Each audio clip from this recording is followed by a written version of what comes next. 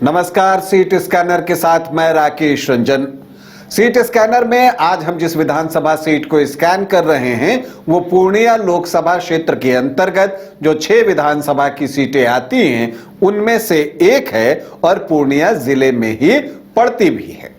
ये वो सीट है जहां से कभी भोला पासवान शास्त्री भी चुनाव लड़े और चुनाव जीते भी। 1962 में उन्होंने यहां से जीत दर्ज की थी। आगे जाकर जो है भोला पासवान शास्त्री जो हैं बिहार के 3 बार मुख्यमंत्री बने। वो पहले अनुसूचित जाति के मुख्यमंत्री बिहार के हुए। अब अगर आप बनमनखी में देखें तो यहां पर बनमनखी में कुल 15 चुनाव जो है अब तक हुए हैं और इन 15 चुनावों में बीजेपी को 7 बार कामयाबी मिली है और कांग्रेस को 6 बार कामयाबी मिली है। दरअसल शुरू में कांग्रेस यहां से चुनाव जीतती रही और बाद में ये बीजेपी का गढ़ बन चुका है। तो ये चीज यहां पर देखने को मिलती है। पहला चुनाव जो है यहां 1962 में ही हुआ था और भोला पासवान शास्त्री यहां से विधायक चुने गए थे। अगर आप यहां पर बनमनखी में आखिरी 3 चुनावों की बात करें तो यहां पर आपको सिर्फ पिछले तीनों चुनाव में बीजेपी और बीजेपी ही दिखेगी। 2010 में बीजेपी को यहां 44,890 वोटों की जीत मिली थी। प्रत्याशी उनके कृष्ण कुमार ऋषि थे और उन्होंने जो है धर्मलाल ऋषि जो कि आरजेडी के प्रत्याशी थे उनको शिकस्त दी थी। एक मल्टी कॉर्नर फाइट हुई थी। इसके बाद 2015 में महागठबंधन बना तो आरजेडी की उम्मीदें जगी, महागठबंधन की उम्मीदें जगी और वहां पर सोना पासवान जो है वो प्रत्याशी बने आरजेडी की तरफ से। लेकिन कृष्ण कुमार ऋषि के विजय रथ को नहीं रोक सके और कृष्ण कुमार ऋषि यहां चुनाव जीतने में सफल रहे। हालांकि हार जीत का मार्जिन 0.8% रहा, मतलब 1% से भी कम।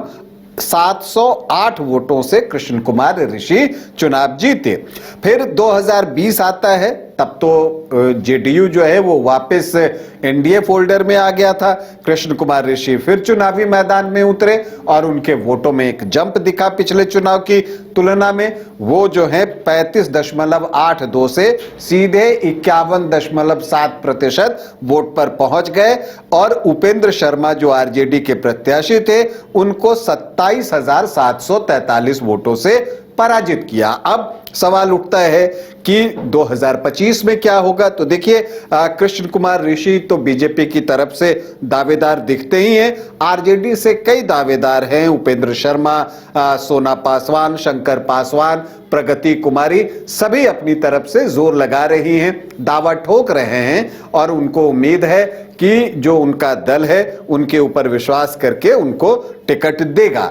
तो अब क्या कुछ होता है वो तो वक्त बताएगा। लेकिन अगर हम यहाँ के जातीय समीकरण की तरफ देखें, चूंकि बनमनखी एससी आरक्षित सीट है, यहाँ पर अनुसूचित जाति के लगभग 19% वोटर हैं, 18.97%।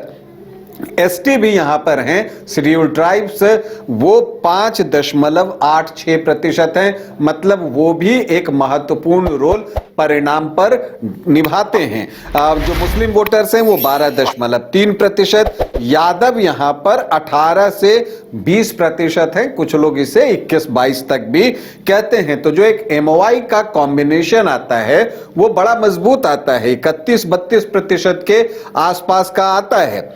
लेकिन यहां पर अगर आप देखें तो जो सामान्य जाति हैं वहां राजपूत 3.5 से 4.5% और ब्राह्मण 4.5 से 5% के आसपास हैं, थोड़े बहुत भूमिहार भी हैं। तो सामान्य जाति के 8.5 से 9.5% के आसपास वोट हैं। लेकिन जब आप कुशवाहा, कुर्मी और धानुक को जोड़ दीजिए तो वो चंक जो है वो बड़ा हो जाता है, एक सिग्निफिकेंट हो जाता है, 13 से 15% के आसपास और वैश्य भी जो हैं वो 12 से 13% के आसपास हैं। तो एनडीए को जो जातियां वोट करती हैं वो लगभग 34 से 36% के आसपास पहुंच जाती हैं और यहीं पर जो है वो बीजेपी को लीड मिलती है, क्योंकि जो अन्य जातियां हैं, अन्य ओबीसी, ईबीसी 8 से 9% और एससी वोटर्स में से अपना हिस्सा निकालकर बीजेपी जो है वो चुनाव में बाजी मारती है। तो अब 2025 में क्या होगा?